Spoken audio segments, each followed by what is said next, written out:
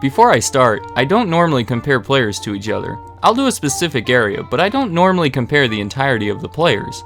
It's just too difficult. Certain players are better at certain things, and it makes it impossible to make accurate comparisons. But this case I saw a little differently. We're not trying to see who's the greatest of all time, because I can say right now, it's neither of them. This is just a friendly comparison between two brothers. Nothing in this video should be taken too seriously. In fact, I want to talk to Marc and Pau directly for a second. Guys, don't be upset if you don't win my comparison. You're both great players, and I'm sure you didn't lose by much. From what I've seen, you're both great guys, and there are no losers here. Okay, now that the Gasols have been prepped, let's get to it. In 2001, Pau was drafted 3rd overall by the Atlanta Hawks, but was sent straight to the Grizzlies, where he spent his first 6.5 years of his career. Marc was drafted 48th overall by the Lakers. Before playing a game for the Lakers, in the middle of the 2007-2008 season, Marc was traded from the Lakers to the Grizzlies, and Pau was traded from the Grizzlies to the Lakers. They both found success on their new teams, Marc having some decent playoff runs with the Grizzlies, and Pau winning 2 championships with the Lakers. Marc has never played for another team and remains on the Grizzlies today. In 2004, however, Pau started the season on the Chicago Bulls, where he stayed there for 2 years. And this year he played for the San Antonio Spurs. So right now, Pau is on the Spurs, who finished 2nd in the West, and Marc is on the Grizzlies, who finished 7th in the West. Meaning the two teams were placed against each other in the playoffs. We have 2 different questions on the table. Who's better right now, and who's better overall? Right now, I'd have to say Pau is on the better team, but less of a contributor to his team than Marc. Pau scored about 9% of his team's total points for the season, where Marc scored over 17%. Neither is their team's leading scorer, but Marc averages only 1 point less than the leader, where Pau averages 13 points less. Plus, Pau is a newcomer to the team, where Marc has been there for 9 years. Overall, I'd have to say Marc is more valuable to his team. If there was an MVP award, but only the Gasols were eligible, Marc would be the winner. Looking at their stats for the season further supports the theory. Marc averages 9 more minutes and scores 7 more points a game. Marc's stat line looks better overall, but I will say that Pau is more efficient, with a higher field goal percentage and higher rebounding average, despite considerably lower minutes. When looking at everything, it's hard to argue that Marc is currently the better player. We also see it in the fact that Marc was an all-star this year, when Pau wasn't. I don't like saying this, but it looks like Pau is getting older. He's 36 and has entered the phase where he switches teams every year or two. He can still provide some solid minutes and be an important part of the team, but just isn't quite at the level he used to be. But I think Pau has a pretty good chance of being the better overall player. The first thing that comes to my mind are the 2 championships with the Lakers. See, the Lakers went to the finals just months after he joined the team in 2008, but lost to the Celtics. The next 2 years, the Lakers went to the finals and won.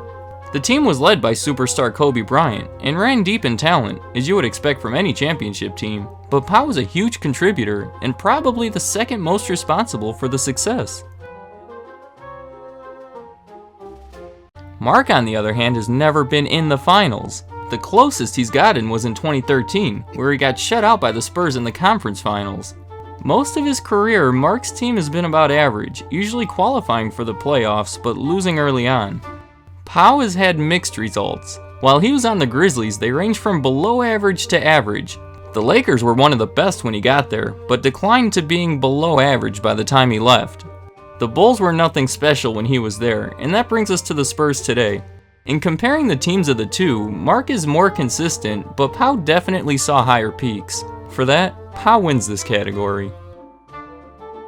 In the area of high-pressure situations, I don't see one being too far above the other. Pau made a memorable one against the Thunder in 2010.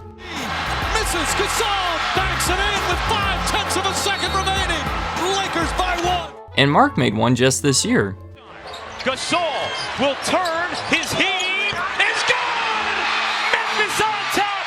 7/10 remaining. No winner in this category.